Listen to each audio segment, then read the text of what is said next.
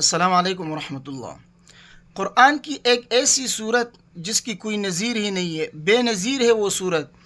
خود قرآن میں اس کی کوئی مثل نہیں، نہ زبور میں، نہ تورات میں، نہ انجیل میں۔ اللہ تبارک و تعالیٰ نے اس کی مثل کوئی دوسری صورت نازل ہی نہیں کی ہے، وہ ہے سورہ فاتحہ۔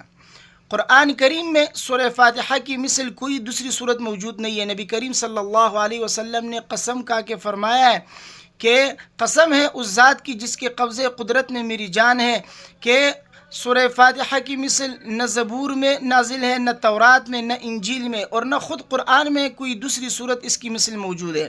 تو نبی کریم صلی اللہ علیہ وسلم نے قسم کھا کے فرمایا کہ اس جیسی صورت کوئی دوسری صورت قرآن میں موجود نہیں ہے، نہ دیگر آسمانی کتابوں میں۔ تو یہ بے نظیر صورت ہے، اس کو پڑھا کرے۔ اس میں ہر بیماری کی شفا ہے۔ اللہ تبارک و تعالیٰ نے اس میں شفا رکھی ہے۔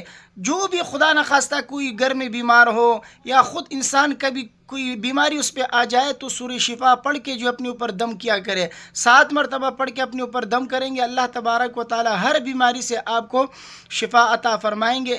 اس صورت میں اللہ تبارک و تعالیٰ نے شفا رکھی ہے۔ حدیث میں ہے، نبی کریم صلی اللہ علیہ وسلم نے فرمایا فی فاتحۃ الکتاب شفاء من کل داء۔ سورہ فاتحہ میں اللہ تبارک و تعالیٰ نے ہر بیماری کی شفا رکھی ہے۔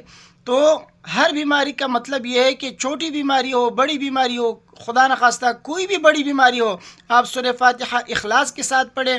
اللہ تبارک و تعالیٰ پر یقین کرتے ہوئے آپ اس کو پڑھیں گے، انشاءاللہ اللہ تبارک و تعالیٰ آپ کو ہر بیماری سے شفا عطا فرمائیں گے۔ سورہ فاتحہ کے بہت سارے فضائل ہیں، میں نے آپ کو 1-2 فضیلتیں آپ کے سامنے بیان کی ہیں۔